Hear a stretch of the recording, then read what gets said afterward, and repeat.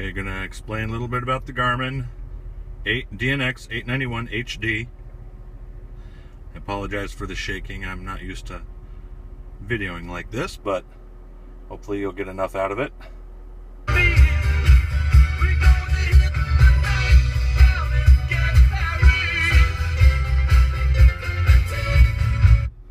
I always like to come to music, so I'll pause that for now.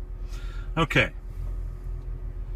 As you can see, it pops up to the Garmin the way I have it set up, but you can go around to several different things. The unit itself runs very smoothly from the menu.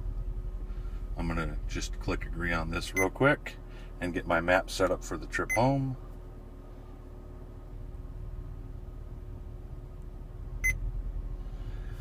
It doesn't auto zoom to the level I normally like, so I'm just trying to set that up. But anyway, let's jump out over to the menu.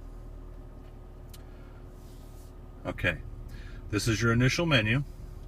You've got your nav, your CD, DVD, telephone, Sirius XM, which I do not have set up, iPod, HD radio, USB. Okay, it does do finger swiping, which is nice. Video 1, video 2, standby, Bluetooth for music, Pandora, external software, audio setup, OEM features, which is like Maestro, iHeartRadio, and then it has one more set, which is a very good thing. A little hard to see here, but that has apps and it has HDMI, HML. Now, for the iPhone, that connection uses the HDMI side of that app. If you have an Android phone, it would use an MHL connection, and that obviously is two different sets of cables. You'll have to discuss that when you get your install done. That's your apps. Real quickly, let's just show the nav. Again, I'm only going over what I'm familiar with, what I use. I did use the navigation on a recent trip to Houston. It worked beautifully, flawlessly, got me to where I was going because I have no idea about anything in Houston. So this part of the Garmin worked great. On the right side here, you see your little traffic icon. I'm going to hit that. Unfortunately, because this unit is so new, you do not get traffic right out of the box, and that is a separate fee that you have to pay, which they still have not set up on the Garmin website. It is going to cost you $60, will last you for the lifetime of the device, but I'm going to show you how to get to that real quick, where if you want to see what I'm talking about, you go to your settings, and you see there where it says traffic. Okay, and you have to have the traffic box checked off on the top line, and then you have to go to your subscriptions. This is the one where you have to pay the $60 fee, and when you push that, okay, it pops up to a blank screen. But if you'll notice, there's a plus sign up here, and you push the plus sign, and it wants to know, before proceeding, go to www.garmin.com/Kenwood to obtain a traffic subscription code, enter the unit ID of the FM traffic receiver, and then you should be able to enable the next and go from there. But unfortunately, that still is not set up on the Garmin website yet.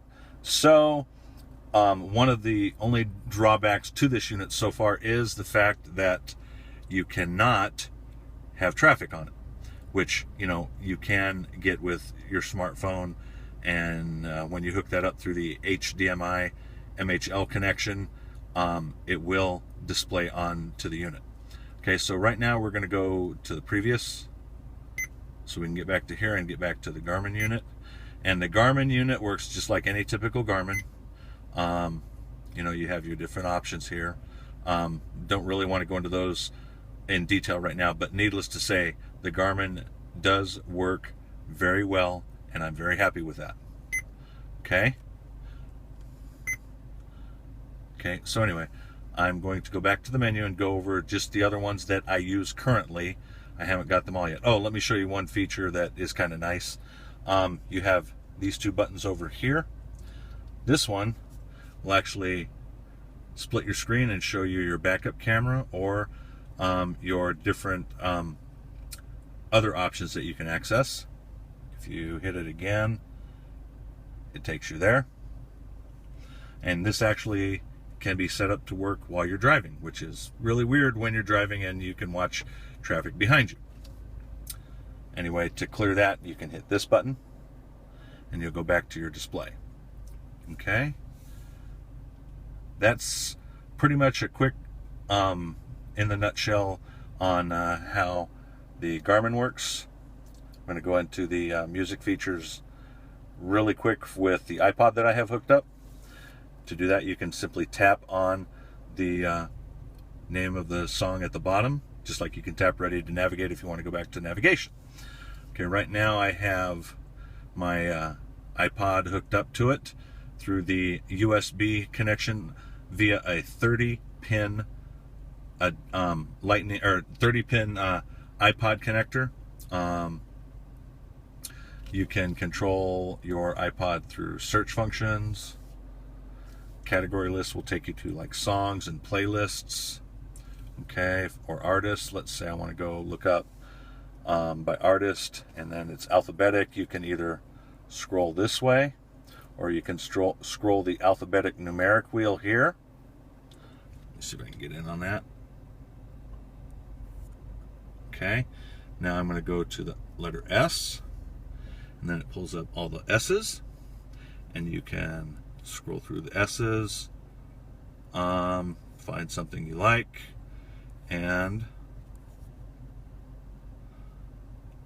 click on it, and it will pull up that. It's actually very intuitive, very easy to use if you ask me. Well, let's try that again. Okay. Touch screen.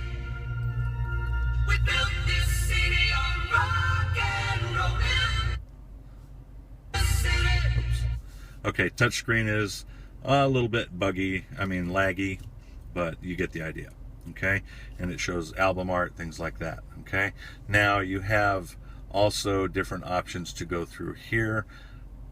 Play, pause, forward, back, search, and then this will take you to another set of options where you can, control other functions, rear subwoofer setup for the audio, all sorts of things. So it's kind of nice. You can actually do a lot from there, but I leave it right here because that's where I do a majority of my functionality for the iPod. Go back to the menu for a minute.